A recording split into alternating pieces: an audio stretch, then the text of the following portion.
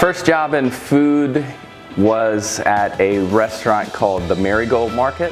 It's now called Pascal's. It was for, the chef there is Pascal Herpenaz. He's a French chef from Paris, so I started working for him when I was 16 years old. Who or what inspires me? I'd say the most is my wife and son.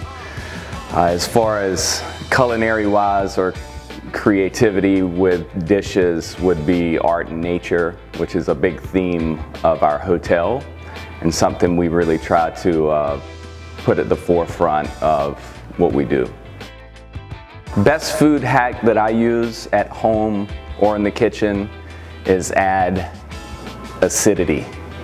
I think acidity in cooking really brightens things up, whether it's a vinegar or lemon juice, things like that. Last weekend on Earth, I'd say Tokyo would be the last place I would eat because of the ingredients, the sushi, the numerous amounts of Michelin 3-star restaurants there is. That probably sneak outside the city to the countryside a little bit for some peace and quiet. Last weekend on Earth. My favorite Charleston wine and food event would have to be the Culinary Village.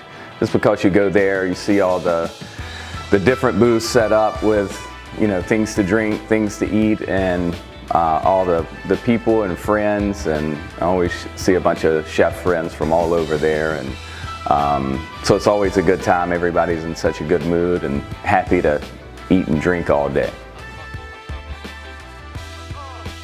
If I could invite any 3 people to dinner, it would have to be my late grandmother, Nora Greene, Thomas Keller, because he's probably one of my favorite chefs that I've met, and I'd say my grandfather, Nora Greene's husband, Lehman Greene, because I think he could carry a conversation with them. There'd be a connection on food, you know, where it comes from.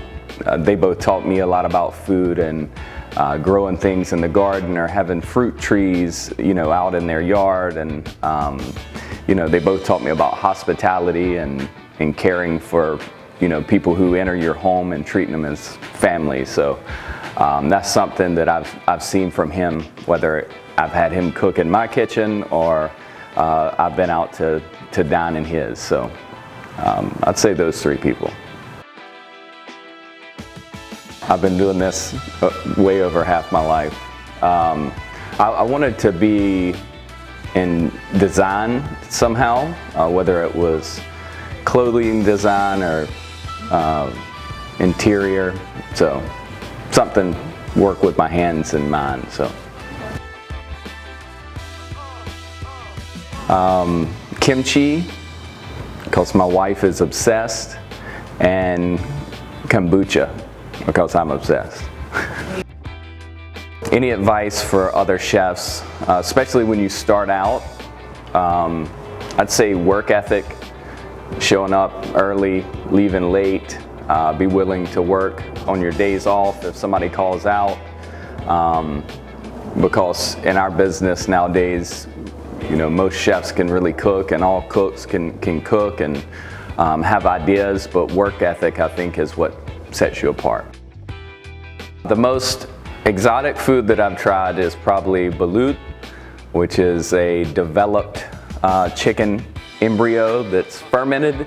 You boil it to heat it up inside, drink the juice, and then try to eat the protein that's inside of it the best you can. I'd probably say I tried it and maybe not try it again, but it's good. It's got a lot of flavor, I'll say that.